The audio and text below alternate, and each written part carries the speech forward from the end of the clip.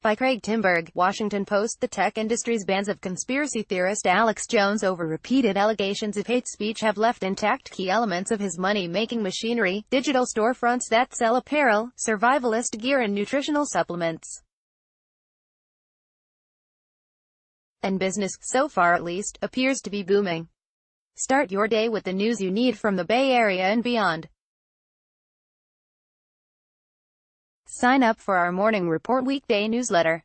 The sites, called InfoWars stores after Jones' main conspiracy-themed brand, continue to operate on Twitter and Facebook, both of which have closed other accounts affiliated with Jones.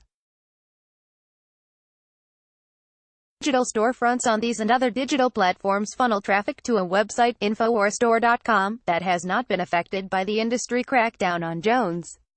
It had 1.15 million visits in August, up 55% compared to June, the last month before the recent controversy started, according to similar web and analytics tool. The digital storefronts offer t-shirts picturing Jones with a piece of tape over his mouth saying, "Censored," as well as dozens of other InfoWars branded products, such as Super Male Vitality and Survival Shield supplements. Jones regularly touts these in his radio broadcasts and videos, and much of the advertising on his remaining online sites direct traffic to InfoWars product offerings. Jones' ability to keep digital commerce flowing even as he rails against big tech also shows how adept he has been at using the industry's tools, including web hosting services, payment systems and digital advertising networks.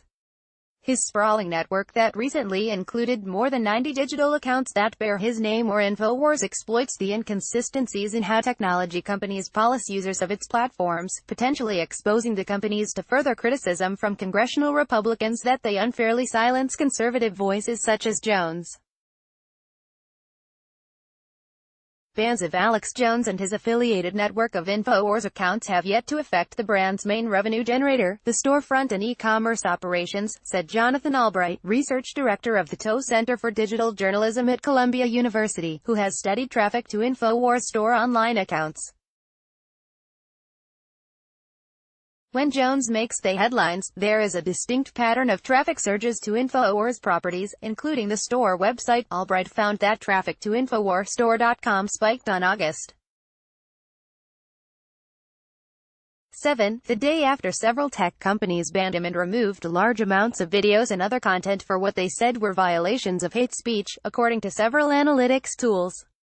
There is not yet enough data to analyze visitor flows in September, he said. Albright also found that, in August, more than 60% of visitors to InfoWarsStore.com next visited PayPal, suggesting a high rate of sales. He also measured the effectiveness of several targeted Facebook ads, touting such products as fluoride-free toothpaste and camping gear pitched to survivalists, and found more than 1.5 million clicks that took users to InfoWarsStore.com. Jones, in an audio text responding to requests for comment from the Post, didn't address questions about his online retail sales or his clashes with technology companies. Instead, he said, "I know you're going to try to continue on trying to shut down commerce in America and terrorize people and bully people. So make up whatever you're going to make up. Don't pretend that you're journalists." Jones, however, defended InfoWars nutritional supplements, which range in price from about $20 to more than $60 per bottle, depending on the product. "Our supplements have been tested all over the country and are amongst the safest and best out there," he said in his audio message.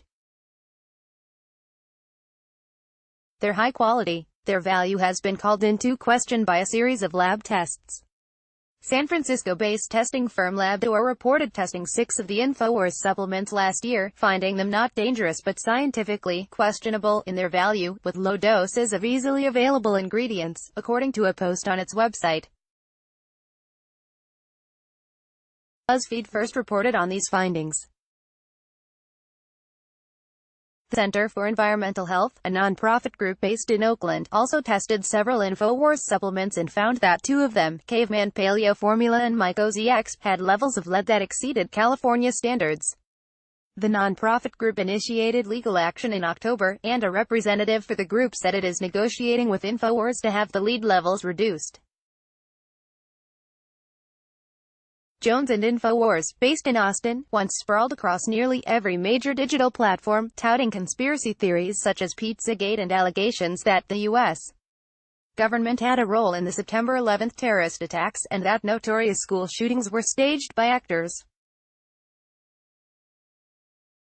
Parents of 2 children killed during the Sandy Hook Elementary School massacre in 2012 have sued Jones for intense emotional distress for claiming that the mass killing was a hoax. Albright found that of more than 90 digital accounts affiliated with Jones, 16 were InfoWars stores or other commercial accounts.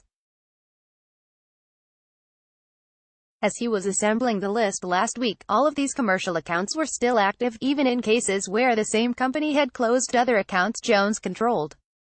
Since then, Apple on Friday removed the InfoWars official app from its App Store.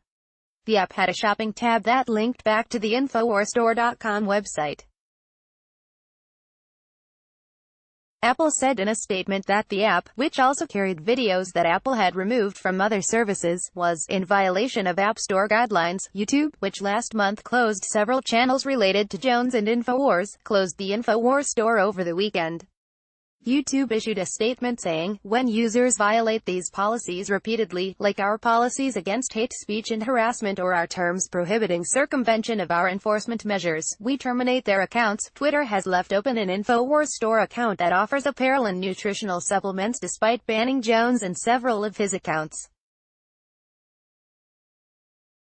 The company said in a tweet last week, "We will continue to evaluate reports we receive regarding other accounts potentially associated with @RelayLeaks Jones or @InfoWars and will take action if content that violates our rules is reported or if other accounts are utilized in an attempt to circumvent their ban." Facebook removed several Alex Jones and InfoWars pages for violating hate speech guidelines last month. Facebook spokesman Andy Stone said that the InfoWars stores on the platforms has not violated any policies and remain open. Both Amazon and eBay have InfoWars storefronts on their sites. An eBay spokesperson said that the store does not violate company policies. Amazon did not respond to queries seeking comment on its handling of InfoWars. Amazon chief executive Jeff Bezos owns The Washington Post. Elizabeth Dwoskin contributed to this report from San Francisco.